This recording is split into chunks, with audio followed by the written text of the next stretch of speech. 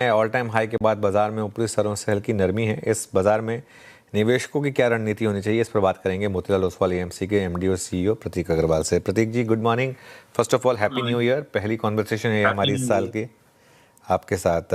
मेरा पहला सवाल आपसे, हालांकि ये सवाल पहला सवाल नहीं होता, लेकिन प्राइस एक्शन के बाद आईटी स्टॉक्स पर आपका अब व्यू क्या है, और आज ये जिस तरीके से इतनी गिरावट आई है, इसका कोई स्पेसिफिक रीज़न है क्या? और लॉन्ग टर्म व्यू के हिसाब से आईटी स्टॉक्स में इस समय क्या रिस्क रिवॉर्ड फेवर में है इन्वेस्टर्स के लिए? देखिए, अभी इसका रिजल्ट सीजन में सबसे पहले आईटी सर्विसेज कंपनियां रिजल्ट देती हैं।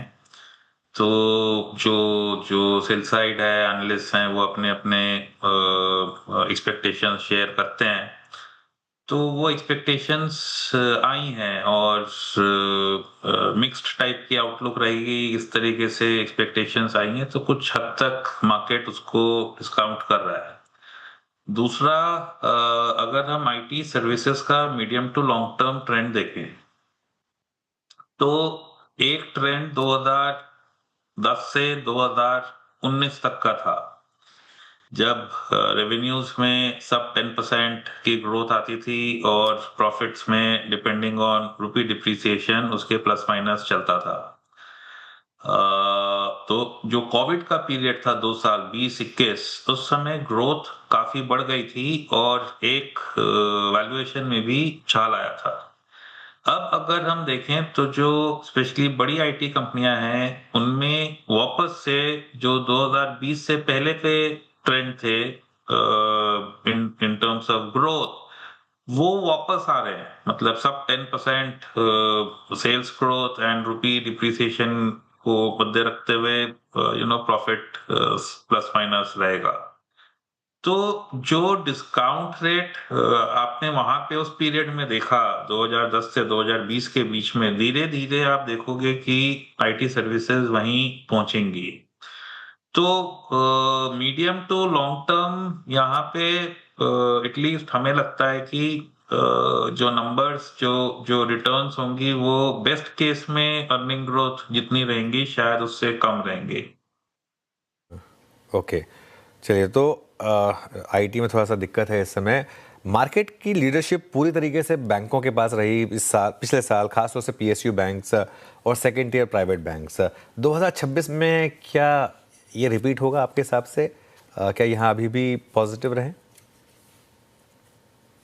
Lenders have valuation tailwinds. अगर आप देखो तो जो बड़े बैंक हैं हमारे यहाँ, लोग बहुत ज्यादा फोकस आरओए आरओई जैसे पैरामीटर पे करते हैं। वो जहां है वहां रहेंगे।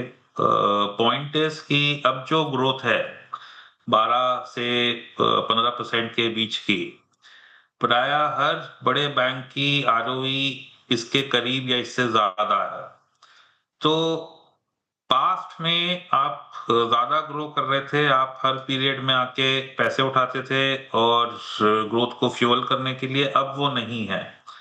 तो वर्सेस इन दी पास्ट जो बड़े बैंक हैं, उनमें नॉन डाइल्यूटिव ईपीएस ग्रोथ देखने को मिलेगी। और अगर हम 15% के आसपास की लॉन्ग पीरियड का अगर ग्रोथ इन अर्निंग्स के स्टॉक्स देखें तो इनकी वैल्यूएशन कम दिखती है। तो मतलब यहाँ पे पॉजिटिविटी रहेगी ऐसा लगता है। इमीडिएट टर्म में because of declining interest rate थोड़ा सा हेडविंड रहेगा, ऐसा मान के चलना चाहिए। इसी उसमें बाय एक्सटेंशन अगर हम कुछ एनबीएफसीज को देखें तो वहां पे ग्रोथ कैन बी हायर, क्योंकि lower interest rates would be Tailwind for them x of housing finance focused NBFCs. अच्छा प्रतीक जी, नमस्कार, वीरेंद्र बोल रहा हूँ। ये इस बार के सेल्स फिगर आपने देखे, आई मीन अगस्त के उस जीएसटी कट के बाद से, मतलब सितंबर के उस जीएसटी कट के बाद से ही सबसे स्ट्रॉन्गेस्ट मंथ रहा दिसंबर। और आप स्टॉक्स में प्राइस स्ट्रेच देखिए, Maruti at all time high, Eicher all time high, look at Ashok Leyland sir, commercial vehicle segment में। अभी फ्रेश बैंक की गुंजाइश किसी ऑटो स्टॉक में है क्या? आई मीन कंफर्टेबल कहाँ पर है, और अभी ऑटो यहाँ से लीड करेगा आपको लगता है अलॉन्ग विद बैंक्स? अगर आप अर्निंग ग्रोथ देखोगे शॉर्ट पीरियड की, तो आपको ऑटोज में मायूसी नहीं मिलेगी। शॉर्ट पीरियड अर्निंग्स ग्रोथ काफी स्ट्रॉन्ग रहेंगी। ओके, पर जब हम इंडियन ऑटो कंपनीज को खरीदते हैं तो हमको थोड़ा सा medium to long term view भी रखना चाहिए, और वहां पे मेरे को एक डायकोटोमी दिखती है। वो ये कि एक अलग तरीके से बताता हूँ, दुनिया में हर जगह आपको ईवीज की तरफ मार्केट शेयर मूव होते हुए दिख रहे हैं, और ईवीज के कंपनियों के भाव में स्ट्रेंथ है। टू मेक अ केस कि इंडिया में ऐसा नहीं होगा और आइस कंपनीज ही चलती रहेंगी और न्यू हाइज बनाती रहेंगी, जरा मुश्किल पड़ता है। तो अनलेस आप ये देखो कि एक आइस कंपनी हो सकती है, स्टार्टिंग में कोई कुछ भी हो सकता है, पर अगर उसकी ईवी स्ट्रैटेजी है और ईवीज में they are gaining market share, तब मेरे दिमाग में कोई केस बनता है। अदरवाइज केस कैसे बनेगा कि ये जो स्ट्रेंथ है वो लंबे समय तक शायद कायम नहीं रहेगी। पर हाँ, अगर आप 1 क्वार्टर, 2 क्वार्टर, 1 साल शॉर्ट पीरियड के लिए आप देखते हो, तो आपको नंबर्स में मायूसी नहीं होगी, ऐसा मुझे लगता है। पर लॉन्ग पीरियड इन्वेस्टर के लिए धीरे धीरे ग्लोबल ट्रेंड्स को भी मद्देनजर रखते हुए one should look for people who for companies जहां पे आप या तो हाइब्रिड की तरफ जा रहे हो, हाइब्रिड का मार्केट शेयर बढ़ रहा है, वो इंटरमीडिएट प्लेटफॉर्म है हमारे हिसाब से। अंत में आप ईवी पहुंचोगे तो वो देखना है। जो सीवीज हैं वो वहां पे इसका डर नहीं है, तो वो लंबे समय तक जैसे हैं वैसे रहेंगे।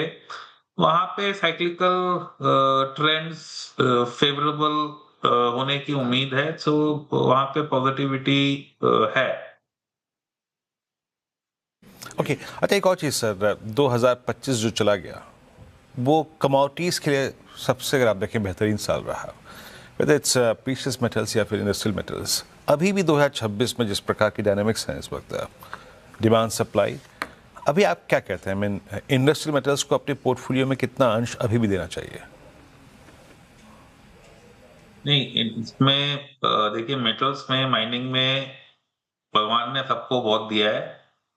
ऐसा कुछ नहीं है कि धरती पे नहीं मिलता और आपको उससे ज्यादा चाहिए। हाँ, जियो पॉलिटिक्स कभी कभी कुछ चीजों में दिक्कतें पैदा कर देती है। ओके, और दूसरी चीज जो होती है वो ये कि जब मेटल के भाव बढ़ते हैं और लगता है कि वो बढ़े रहेंगे, तो सप्लाई आ जाती है। एक परसेंटेज वाले और जो कि पहले शायद प्रॉफिटेबल ना होते हों, वो एक अलग भाव पे प्रॉफिटेबल हो जाते हैं। तो मेटल माइनिंग में हमेशा ये दुविधा रहती है। सो हमारे हिसाब से ये एक शॉर्ट पीरियड मोमेंटम ट्रेड बन सकता है, पर मीडियम टू लॉन्ग टर्म इसमें बने रहना बहुत चैलेंजिंग होता है, अनलेस कि कोई कंपनी बहुत तेजी से एक्सपेंशन भी कर रही हो।